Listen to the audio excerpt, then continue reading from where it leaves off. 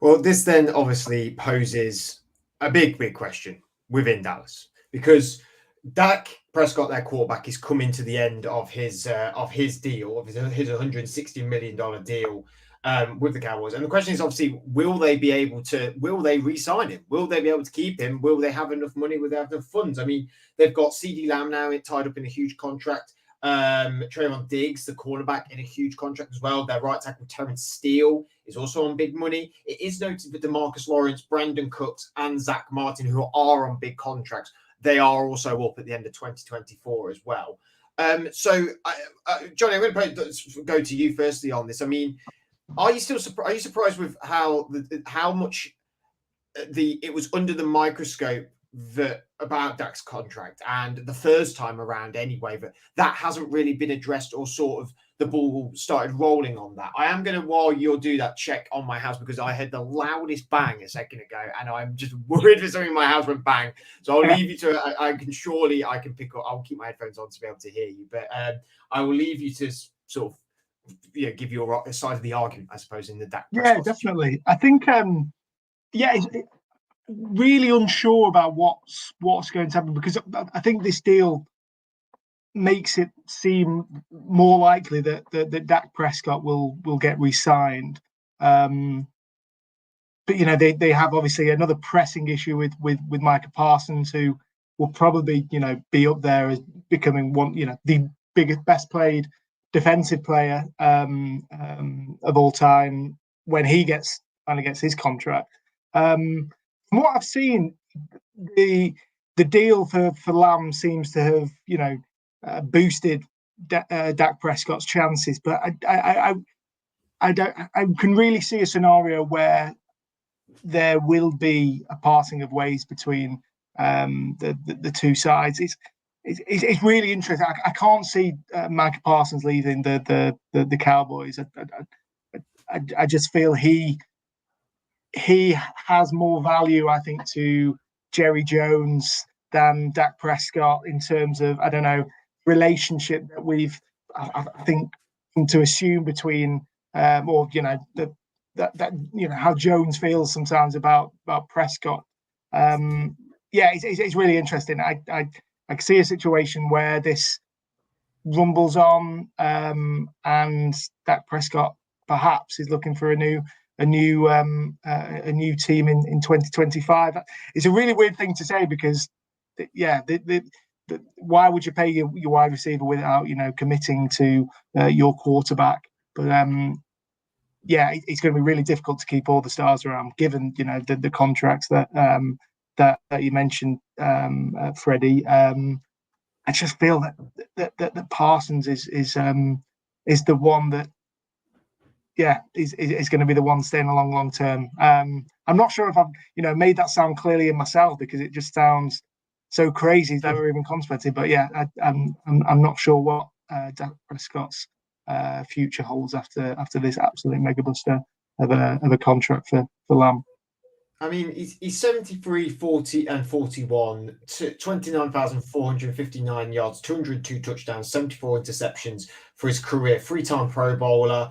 He was obviously the offensive rookie of the year when he came in under Tony Romo. Obviously got forced into that position as well. Adam, at this point, doesn't he deserve an extension? I mean, I know they haven't had successful playoff runs. They haven't gone to the promised land, but I would say that this team has had holes on it a lot of the time that Dak's been there, and they have drafted to fill that, Ceedee and Micah Parsons and Diggs and players like that, and they have built out the roster, and they've had a very strong offensive line that whole time as well, though it has been a little bit injury laden on occasion. But he's 73 and 41. He's a winning quarterback. He always looks good. I know he's had a couple of injury issues at times, but I mean, has he done much wrong to not deserve? It's a proper conundrum, isn't it? It really is, this one, because he kind of it does come across as though he's a bit of a stats padder. When it comes to really winning the game and winning the game that you need him to do in the playoffs and stuff like that, he tends to falter, and that's where the problem comes in. it feels. I mean, I know that he's not. Although, given last year, you could argue the same with someone like Tua. See, Tua was a little bit. He had the most yards. He did throw for not a decent amount of touchdowns and a few more interceptions than Dak.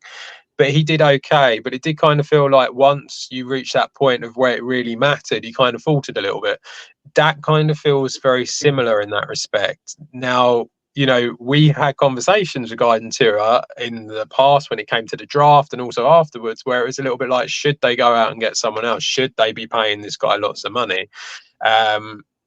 It kind of feels quite a similar thing in a way, where it's almost like we've got another guy here who his contract is basically up very soon, and it's about, do you pay him, do you not? It feels like for most teams it would be crazy to throw him away. Like to throw Dak away now would seem very odd. He went for over 4,500 yards last year. He had 36 touchdowns. Do you really want to throw that away? I mean, there's not many that beat that in last year's one. He had a very good season. Yes, it's kind of built. The whole team is built to pass rather than to run now a little bit more. But it just kind of feels like, yes, he probably does deserve the contract. He has put out some good performances.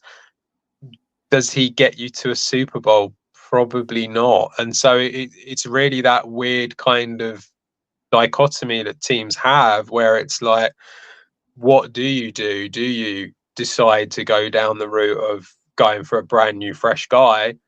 But I mean, you could have someone who's like not very good. I mean, you look at like what they've got at the moment. Trey Lance is not the answer, is he? Clearly. So it's like they don't really have anything behind him, and you could try and draft someone, but that doesn't mean that it's going to work out, as we see with the likes of Trey Lance at the 49ers. So it's a really difficult one. I think he probably does. I think he's probably got your best chance at the moment of getting you where you are at the moment, but money-wise, it's very difficult to balance these books. I do worry as well, as the longer this goes on.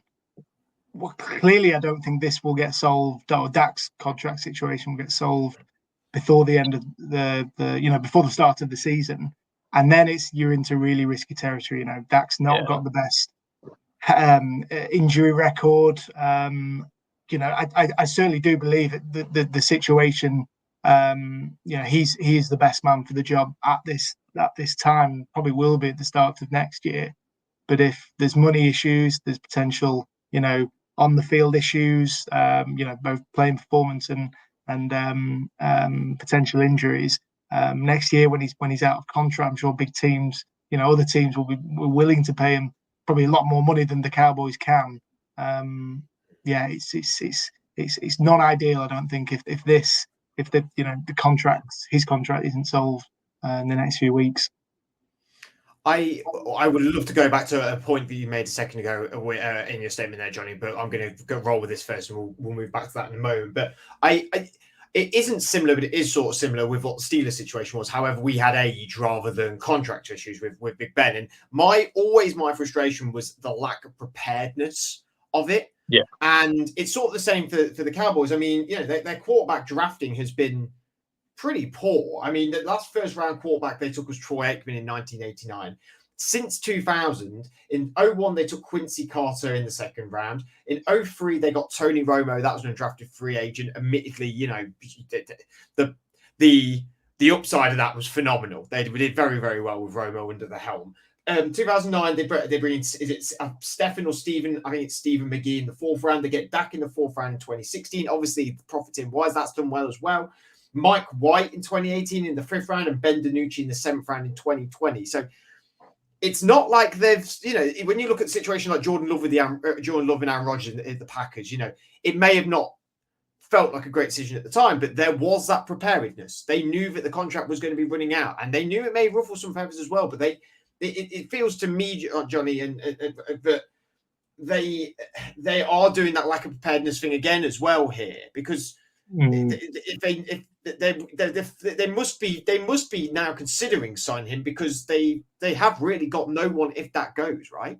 You are right. I mean, the Steelers, perfect example of a team that's great everywhere, but at quarterback, and obviously that came back to bite them when they were very much middle in the road, needed a new quarterback, and had to take a punt on Kenny Pickett. And for Cowboys fans, that'd be the worst situation if they are picking or having a decent year this year, which I think we're all expecting them to be right up there. But then if they have to go out and get a new quarterback, the free agents available next year, other than Dak, I think Sam Darnold's your best option. The quarterback class next year, you're not going to get a top talent, I don't think, with one of the later first round picks. So yeah, they've got a real conundrum. Obviously it's great that they've got they've sealed down possibly their best asset in Ceedee Lamb.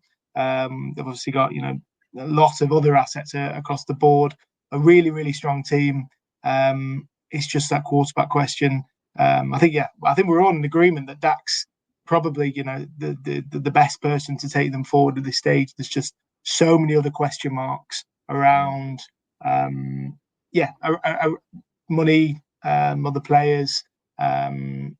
It's a really, really sticky situation, I think, for Dak. Especially as we go into the season, and his future still fairly up in the air. I've got like 4 different questions in my brain. I can't really decide which one I want to go to, but I think I'm going to leave the whole, if they were theoretically picking at like 21, who realistically in the draft might be there, because that would be obviously Adam's sort of forte. Maybe I'll look more at the other side of, if Dak doesn't get signed and is allowed to walk away, how popular do you think he is in the market from the teams, or what teams do you expect to be maybe sniffing around him? I mean, someone will take him, definitely. There's no way that he doesn't get a job. As I said, you look at what he did last year. I'd be shocked if someone doesn't go for that. I mean, there's so many teams that, quarterback wise, have struggled over the years. I mean, you could, I know, like, and you think about it, the Vikings have just brought in JJ McCarthy, but what happens if it doesn't work with the injuries and stuff like that? You've no idea. The Raiders seem like an obvious choice, given what they've got. It's not exactly, Gardner Minshew and O'Connell are not great. Who knows what's going to happen with your Steelers, obviously, with what's happening with them too. I mean, it's always one that you could throw out there. If the Giants weren't so the Giants, Daniel Jones, it all goes. I mean, that would be quite the turnaround, wouldn't it, from the Cowboys to the Giants? That'd go down well.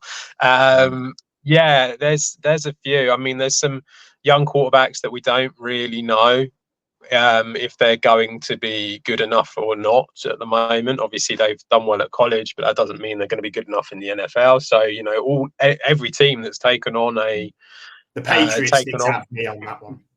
Yeah, absolutely. I mean, Drake May a lot of people said that he was very good in the last preseason game, but it was going up against number 2s and stuff like that. If he doesn't do great, who knows? You kind of feel like it's got to be a team that wants to try and win now, though. And I feel like maybe the Patriots might be a few years off of that. But yeah, I mean, the Raiders does feel like a kind of like an obvious one, I have to say. What about you, Johnny? What do you reckon? Who do you reckon could be signed? Well, I think before, it sounds a bit rogue, but before Tua signed his deal, I was very, up in the air whether, that was going to happen. And in my head, I was like, I could see Dak Prescott, potentially ended up at the Dolphins next year. Obviously, that's not going to happen. But yeah, if this turns out to be Aaron Rodgers' last year in the NFL, the Jets will certainly be beyond that. Again, don't think that's probably going to happen. I think it'll be one of those teams like the Raiders, the Steelers that you two both mentioned. But there's certainly a lot of teams that not just in need of the quarterback, but need an upgrade at quarterback. And I think Prescott, who is probably a top 10 quarterback in the league, especially after such a good year, albeit with a bad ending. I think most teams If you don't have your quarterback for the next 5-10 years, then I think you would definitely take the call to Dak to come on and just really provide an upgrade